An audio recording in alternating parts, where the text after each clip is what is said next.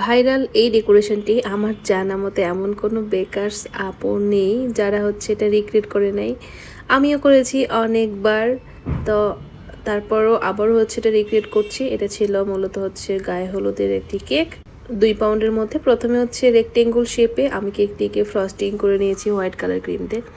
এরপর 2 সাইড দিয়ে ক্রিম দিয়েই, ইয়েলো কালার ক্রিম দিয়েই হচ্ছে রোজ নজল দিয়ে এরকম করে দিয়েছি। তারপর হচ্ছে প্যালেট নাইফ দিয়ে পাতা দিয়েছি গ্রিন কালার।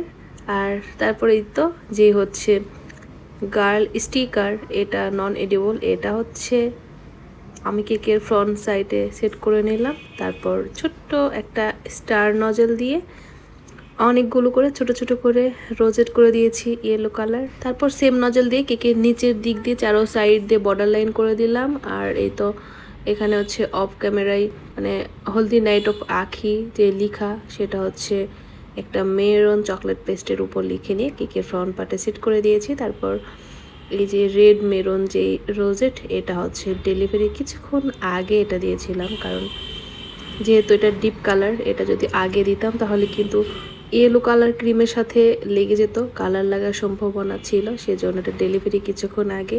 এতে ছোট ছোট আরও রেড কালারের অনেকগুলো রোজের দিয়ে নিয়েছি। আর কিছু সুগার বল দিয়ে কিন্তু কেকের ডেকোরেশন কমপ্লিট করেছি। আর এই কেকটি কিন্তু দুইভাবে করা যায়। এই ফ্লাওয়ারগুলো অনেকে হচ্ছে চকলেট পেস্ট বা ফন্ডেন্ট দিয়ে করে, আমিও করেছি এর আগে। আগে হচ্ছে বেশ কয়েকটা কেকে এটা হচ্ছে চকলেট পেস্ট দিয়ে করেছি, বাট এবারে হচ্ছে এটা ক্রিম দিয়ে করে নিলাম। কেকটি ছিল মূলত হচ্ছে আমার এক ছোট বোনের গায়ে হলুদের জন্য। সো এই তো ক্রিম দিয়েই সম্পূর্ণ ডেকোরেশন কমপ্লিট করে নিয়ে এটা ছিল একটা ফাইনাল লুক। যার জন্য কেকটি করেছিলাম তার তো ভীষণ পছন্দ হয়েছে। আপনাদের কার কাছে কেমন লাগছে অবশ্যই জানাবেন। সবাই ভালো থাকবেন। আজকে ভিডিও পর্যন্ত, আল্লাহ হাফেজ।